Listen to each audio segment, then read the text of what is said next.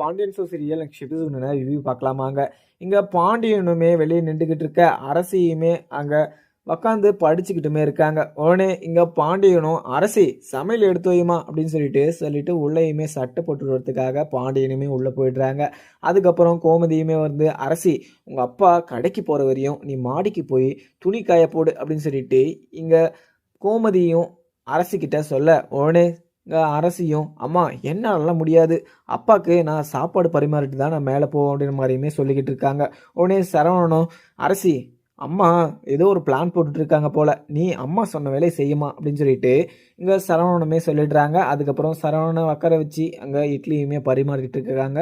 சரவணனுமே சாப்பிட்டுட்டு இருக்க, உடனே இங்கே பாண்டியன் வெளியே வந்ததும் கோமதியை பார்த்துட்டு அரசியை கூப்பிடுறாங்க. அரசி வந்து அங்கே எங்கேயுமே இல்லை அப்படின்றதுனால கடைக்குமே கிளம்ப பார்க்குறாங்க. உடனே இங்கே கோமதியும் என்னங்க இத்தனை நாளாக நான் தானே சமைச்சு போட்டுட்டு இருந்தேன், நீங்கள் அப்போல்லாம் சாப்பிட்டு தானே இருந்தீங்க, இந்த ஒரு நாள் மட்டும் நான் செஞ்ச தப்பு உங்கள் கண்ணை மறைக்குதா, நான் உங்களுக்கு பரிமாறுறேன் வாங்குங்க சாப்பிடுங்க அப்படின்னு சொல்லிட்டு இந்த கோமதியுமே ரொம்பவே அன்பாகவும் பாண்டியனை கூப்பிடுறாங்க. ஆனால் பாண்டியனுக்கு ரொம்பவே கோபமாகவும் நான் இங்கெல்லாம் சாப்பிட்றதுக்கு எனக்கு இப்போ நேரம் இல்லை, சரவணா நீ சாப்பிட்டு முடிச்சுட்டு நேராக கடைக்கு வந்துரு அப்படின்னு சொல்லிட்டு அங்கே பாண்டியனும் கிளம்புறாங்க. உடனே சரவணம் அப்பா நீங்கள் எப்படிப்பா சாப்பிடுவீங்க, சாப்பிட்டு போங்கப்பா அப்படின்னு சொல்லிட்டு சரவணனுமே கூப்பிடுறாங்க. அதுக்கப்புறம் பாண்டியனும் இல்லைடா நான் கடையிலே சாப்பிட்டுக்கிறேன் அப்படின்னு சொல்லிட்டு பாண்டியன் கிளம்பிடுறாங்க. கோமதிக்கு கொஞ்சம் வருத்தமாக இருக்குது.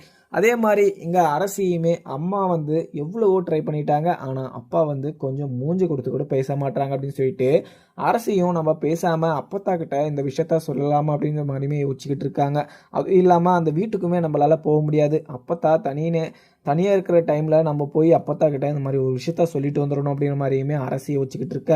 அதுக்கப்புறம் கோமதியுமே அங்கே உட்காந்துக்கிட்டு இப்படி ஒரு பிரச்சனை நடந்திருக்கவே கூடாது, ஏன்னா இப்படி ஒரு பிரச்சனை நடந்து ரெண்டு குடும்பத்துக்கும் பழைய மாதிரி சண்டை போட்டுக்கிட்டு இருக்காங்க, மறுபடியும் இந்த ரெண்டு குடும்பமும் சேராதா அப்படின்ற ஒரு ஏக்கத்தோடு உக்காந்துக்கிட்டு இருக்காங்க அப்பத்தாவும். அதுக்கப்புறம் என்ன இங்கே எல்லா ஒரு விஷயத்தையுமே மறந்து செந்திலும் மீனா கிட்ட போயிட்டு மீனா நான் உன் மேலே கோவப்பட்டது தப்பு தான், என்னை மன்னிச்சிக்கோ அப்படின்னு சொல்லிட்டு அங்கே மீனா சொல்கிற வேலையெல்லாம் செஞ்சுக்கிட்டு இருக்காரு இங்கே செந்திலுமே. அதுக்கப்புறம் மீனா இதுக்கு மேலே நீ எந்த விஷயமும் என்கிட்ட இருந்து மறைச்சிருக்க கூடாது, அந்த விஷயம் மறைச்சதுனால தான் உன் மேலே எனக்கு கோவமாக இருந்துச்சே தவிர வேறு எந்த ஒரு தாட்டுமே வச்சு நான் உன் மேலே கோவப்படலை அப்படின்னு சொல்லிட்டு இங்கே செந்திலுமே சொல்லிடுறாங்க. அதுக்கப்புறம் மீனாவும் எங்க இந்த விஷயம் உங்களுக்கு தெரிஞ்சிருந்துச்சுன்னா அங்கே முன்னாடியே இந்த விஷயத்த நான் உங்ககிட்ட சொல்லிட்டு இருந்தேன்னா இங்கே மாமா கிட்ட இந்த விஷயம் தெரிய வரும்போது உங்களுக்கும் இந்த விஷயம் தெரிஞ்சு நீங்கள் மறைச்சி வச்சிங்கன்னு சொல்லிட்டு உங்கள் மேலே கோவப்பட்டிருக்க மாட்டாரா, இல்லை உங்களை தோலை உரிச்சிருக்க மாட்டாரா அப்படின்னு சொல்லிட்டு இங்கே மீனாவுமே சொல்கிறாங்க. இதை கேட்ட செந்திலும் ஆமாம் மீனா இந்த விஷயம் எனக்கு முன்னாடியே தெரிஞ்சிருந்துச்சுன்னா இந்த விஷயத்த அப்பா கிட்ட இருந்து மறைச்சி வச்சதுக்கு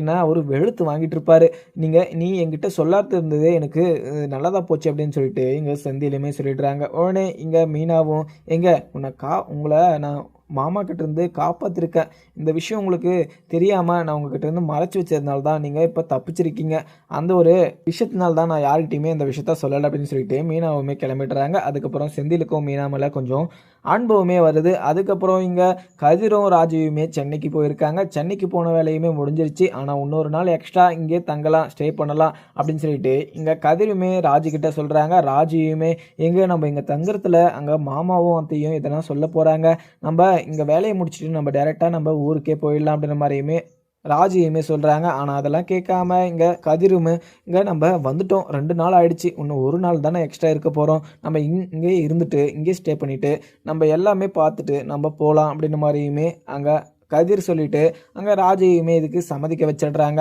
அதுக்கப்புறம் என்ன இங்கே ரொம்ப நாளாக 2 பேரும் சேராமல் இருந்தாங்க, இப்போ சேர்ந்து 2 பேரும் சேர்ந்து சந்தோஷமாக இருக்காங்க.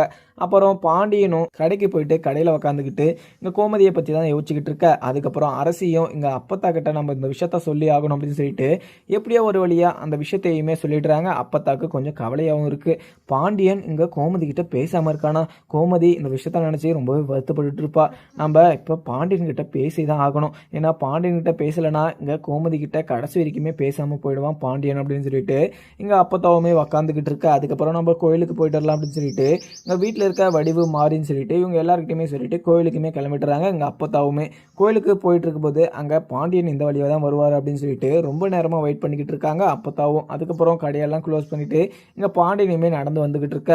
உடனே அப்பத்தாவும் பாண்டியனை பார்த்து பாண்டியன் நான் உங்ககிட்ட ஒரு விஷயம் பேசணும் அப்படின்னு சொல்லிட்டு இங்கே பாண்டியனை நிற்க வைக்கிறாங்க. உடனே பாண்டியனும் சொல்லுங்க அத்தை என்ன விஷயம் அப்படின்னு சொல்லிட்டு இங்கே பாண்டியனுமே கேட்கவும் உடனே இங்கே அப்பத்தாவும் ஏப்பா ஏன் என்ன பிரச்சனை நீ கோமதி கிட்ட பேசாமல் இருக்கியாமே அப்படின்னு சொல்லிட்டு இங்கே அப்பத்தாவுமே கேட்குறாங்க. உடனே அத்தை அதெல்லாம் எதுக்கு அத்தை அவள் எங்கிட்ட இருந்து அந்த விஷயத்த மறைச்சிருக்க கூடாது அத்தை அப்படின்னு சொல்லிட்டு அங்கே ரொம்பவே கோவமாகவும் நீங்கள் கோமதியை பற்றி பேசுகிறதுனா நீங்கள் எங்கிட்ட எதுவுமே பேசாதீங்க அப்படின்னு சொல்லிட்டு ரொம்பவே கோவமாக தான் சொல்கிறாங்க பாண்டியனும். அதுக்கப்புறம் இங்கே அப்பத்தாவுமே இது பாண்டியா கோமதி ஏதோ தப்பாக இது மாதிரிலாம் முடிவெடுக்க மாட்டா, அதே மாதிரி 2 பேருக்கும் ஒரு நல்ல ஒரு காரியம் தான் பண்ணி வச்சிருக்கா. அதே மாதிரி இந்த விஷயத்த உங்ககிட்ட முன்னாடியே சொல்லிட்டு இருந்தானா நீங்கள் 2 பேரும் அடிச்சுட்டு சண்டை போட்டு இருந்திருப்பீங்க. அந்த பிரச்சனையை தடுக்க தான் அங்கே கோமதி இந்த விஷயத்த மறைச்சி வச்சிருந்திருப்பா.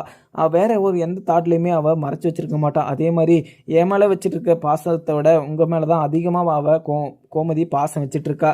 அவகிட்ட நீங்கள் பேசாமல் இருந்தீங்கன்னா அவள் ரொம்பவே வருத்தப்படுவா. நீங்கள் பேசலை அப்படின்னு சொல்லிட்டு அவள் வேறு எதனா முடிவு எடுத்துகிட்டு போகிறா அப்படின்னு மாதிரியுமே அப்போ தான் அழுதுகிட்டே சொல்லிக்கிட்டு இருக்க. உடனே பாண்டியன் வந்து கேட்டுட்டு அத்தை அவள் எவ்வளோ தப்பு பண்ணிட்டு இருந்தாலுமே நான் மறைச்சிட்டு இருப்பேன், ஆனால் அந்த உண்மையை என்கிட்ட இருந்து மறைச்சா பார்த்தியா அதுதான் அவன் மேலே எனக்கு ரொம்பவே கோபமாக இருக்கத்த. அவள் கூட மூஞ்சி கொடுத்து கூட என்னால் பேச முடியல. நான் அவகிட்ட எந்த உண்மையுமே மறைச்சதில்லை. அதுவும் இல்லாமல் அவகிட்ட ஒரு சின்ன விஷயம் பண்ணாலுமே நான் எந்த விஷயமும் சொல்லிட்டு தான் அவகிட்ட நான் பண்ணியிருக்கேன் தவிர அவகிட்ட எந்த விஷயமும் மறைச்சி வச்சிருக்கக்கூடாது அப்படின்னு சொல்லி நான் நினச்ச உதவில்லாத்த. அவள் என்கிட்ட இந்த மாதிரி ஒரு விஷயத்த மறைக்கலாமா, பிரச்சனையே ஆனாலும் சரி என்கிட்ட சொல்லியிருக்கணுமா இல்லையா அப்படின்ற மாதிரியுமே எங்கள் பாண்டியன்னு சொல்லிட்டாரு. உடனே இங்கே அப்பத்தாவும் அது இல்லை பாண்டியா அவள் இந்த விஷயத்த மறைச்சதுக்கு ஒரு காரணமும் உண்டு. ஏன்னா இங்கே ராஜியும் அங்கே தனியாக நின்றுக்கிட்டு நான் சாக போகிறேன் அப்படின்னு சொல்லிட்டு இருந்தவர்கிட்ட என்ன அங்கேயே விட்டுட்டு வர சொல்கிறியா, அதனால தான் அங்கே கோமதியை வச்சு அங்கேயே கதிர்க்கும் ராஜிக்கும் கல்யாணம் பண்ணி வச்சுருக்கா. அதே மாதிரி அங்கே சுச்சுவேஷன் எப்படி இருந்துச்சோ தெரியல, அங்கே ராஜியை அங்கேயே விட்டுட்டு வந்தால் கூட அங்கே ராஜி வேற எதனா முடிவு எடுத்திருந்தானா இப்போ ராஜியை உயிரோடையே பார்த்துருக்க முடிஞ்சிருக்காது. அப்போ ராஜியோட உயிரை காப்பாற்றினது இங்கே கோமதி மட்டும்தான். கோமதிக்கு நீ நல்ல விஷயம் பண்ணியிருக்கா அப்படின்னு சொல்லிட்டு நீ அவளை கொண்டறிக்கணும். ஆனால் நீ பேசாமல் இருக்கிறது எனக்கே கஷ்டமாக இருக்குடா. ஏன்னா இங்கே வீட்டில் நீங்கள் 2 பேரும் அடிச்சுக்கிட்டு பேசாமல் இருக்கிறது எனக்கு ரொம்பவே கஷ்டமாக இருந்தாலுமே நீங்கள் 2 பேரும் பேசாமல் இருக்கிறது தான் எனக்கு மிகப்பெரிய கஷ்டமாக இருக்குது. இப்போ பண்டைய நான் சொல்கிறது மட்டும் கேளு, நான் உன் கையை எடுத்து கும்பிட்டுக்கிறேன், கோமதி கிட்ட மட்டும் பேசாமல் இருந்துடாத. கோமதி எல்லாருக்குமே ரொம்பவே நல்லது தான் பண்ணியிருக்கா, ஆனால் நீ நல்லதெல்லாம் யோசிக்காமல் இந்த ஒரு விஷயம் மறைச்சி வச்சுட்டா அப்படின்னு சொல்லிட்டு நீ அவகிட்ட பேசாமல் இருக்கிறதெல்லாம் ரொம்பவே தப்பு பாண்டியா அப்படின்னு சொல்லிட்டு இங்க அப்பத்தாவுமே அழுதுகிட்டே கும்பிட்டுட்டு சொல்லிக்கிட்டு இருக்க. இதை பார்த்த பாண்டியனும் அத்தை நான் அவ இந்த விஷயத்த மறைச்சிட்டா அப்படின்னு சொல்லிட்டு தான் அவன் மேலே நான் கோவமாக இருந்தேன். ஆனால் நீங்கள் சொன்னதை நினச்சி யோசிக்கிற போது அவள் நல்ல விஷயம் தான் நினச்சிருக்கா.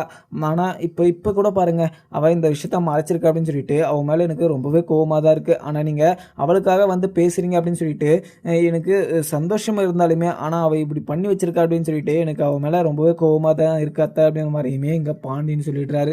இதை கேட்டால் அப்போத்தாவுமே பாண்டியா நீ எப்படியாவது அவகிட்ட நீ பேசிதான் ஆகணும், நீயே அந்த இடத்துல இருந்தா கூட நீயும் இது மாதிரி ஒரு முடிவை தான் எடுத்திருப்ப அப்படின்ற மாதிரியுமே இங்கே அப்போத்தாவுமே சொல்லிடுறாங்க. இதை கேட்டு இங்கே பாண்டியனுமே யோசிச்சுக்கிட்டு இருக்காரு.